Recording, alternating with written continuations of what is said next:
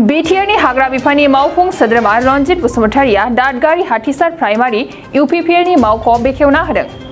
14 नं चिरां दुवार बियाबनि सिङाव थानाय दादगारि हाथिसार प्राइमारि इउपिपिएलनि गोदानै लुफुंनाय मावख'आ आबुं जाबाय।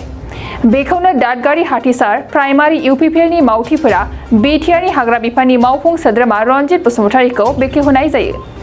बेखेवनायजों लोगोसे बिथाङा माखासे मोनगिरि रायजो राजाफोरनो प्रेसार कुकारबो राननानै होदों।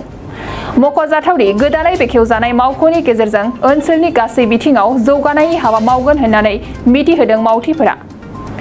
बे बेखेवनाय हाबाफारियावनो प्राइमारि इउपिपिएलनि गासै मावथिफोरजों लोगोसे ओनसोलनि रायजो राजाफोरखौबो बाहागो लानायखौ नुनो मोन्दों।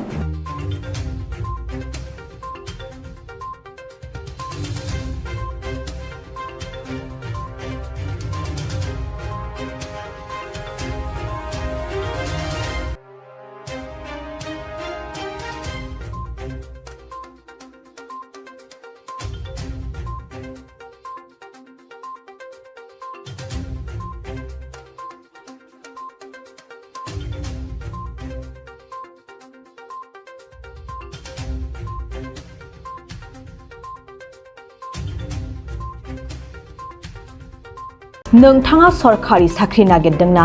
नोंथांनि थाखाय मोनसे गोजोनथाव खौरां। नोंथांनि थाखाय दं एडुकेट पइन्ट, जेराव नोंथाङा सोलोंथाइ लानायनि गेजेरजों सरकारि साख्रिनि गुबुन गुबुन रोखोमनि गोब्राब आनजादफोरखौ उथ्रिसारनो हागोन आरो गावनि आथिङाव गसंथानो हागोन। बे एडुकेट पइन्टआव नोंथांमोना SSC, bank PO, bank clerk, bank SO, UPSC, FSC, defence, railway, state insurance, एएअ, एडिअ एसिस्टेन्टजों लोगोसे स्टेट लेभेल जब आरो माखासे सरकारि साख्रिनि आनजादाव गोनांथि जानाय आयदाफोराव सोलोंथाइ लानो हागोन। मख'नो गोनांदि बे सोलोंसालियाव साख्रिनिल' नङा, बेयाव एमबिए आरो सैनिक स्कुल बायदियाव एडमिशननि थाखाय एन्ट्रेन्स होनो थाखायबो सोलोंथाइ लानो हागोन।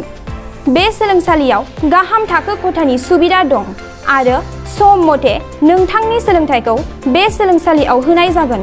बेखौबो मिथिनांगोन दि बे एडुकेट पइन्टआव सोलोंथाइ लानानै बावैसो 2021-22 इं मायथाइनि एसएससि जिडिनि आनजादाव गासै 11 सा सोलोंसाफोरा उथ्रिसारनो हादों।